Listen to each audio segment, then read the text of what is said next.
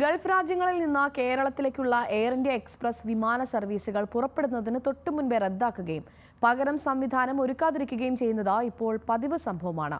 വിവാഹം, മരണം, ചികിത്സ ഉൾപ്പെടെയുള്ള അത്യാവശ്യങ്ങൾക്ക് വരാനിരിക്കുന്ന പ്രവാസികളാണ് ഇതുകൊണ്ട് ഏറെ ബുദ്ധിമുട്ടുന്നത്.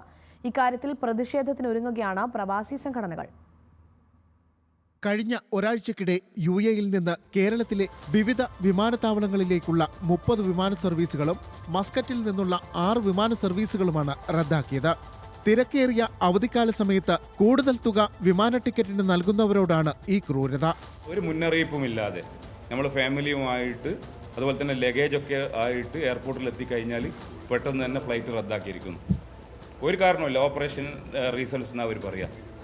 അപ്പോൾ ഈ ഒരവസ്ഥ ഈ കഴിഞ്ഞ ഒരാഴ്ചയായിട്ട് 30ഓളം ഫ്ലൈറ്റുകളാണ് യുഎഇയിൽ നിന്ന് മാത്രം, മറ്റ് GCCയിൽ നിന്നും അതിൽ കൂടുതലുണ്ട്, ഒരു മുന്നറിയിപ്പും ഇല്ലാതെ റദ്ദ് ചെയ്യുക.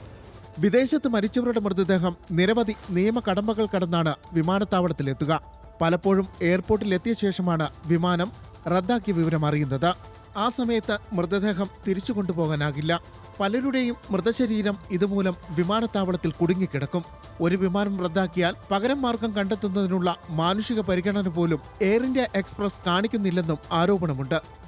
ഒരു ബദൽ സംവിധാനം ഏർപ്പെടുത്താതെ എയർ ഇന്ത്യ തീർത്തും ചെയ്യുന്ന ഈ അനീതിക്കെതിരെ ശക്തമായ പ്രതിഷേധം രാജ്യത്തുടനീളം ഉയരേണ്ടതുണ്ട്. ഇതൊരു ഒത്തുകളിയാണ്. സ്വകാര്യ മേഖലയുമായി നടത്തുന്ന ഒരു ഒത്തുകളിയുടെ ഭാഗമായിട്ടാണ് എയർ ഇന്ത്യ എക്സ്പ്രസ് ഈ നിലപാടെടുക്കുന്നത് എന്നാണ് ഞങ്ങളുടെ ആരോപണം. എയർ ഇന്ത്യ എക്സ്പ്രസ് നിലപാടിൽ പ്രതിഷേധിച്ച് മുസ്ലിം ലീഗും KMCCയും ഈ മാസം 13-ന് കോഴിക്കോട് എയർ ഇന്ത്യ എക്സ്പ്രസ് ഓഫീസിന് മുന്നിൽ സംയുക്ത ധർണ സംഘടിപ്പിക്കുന്നുണ്ട്. ന്യൂസ് മലയാളം, കോഴിക്കോട്.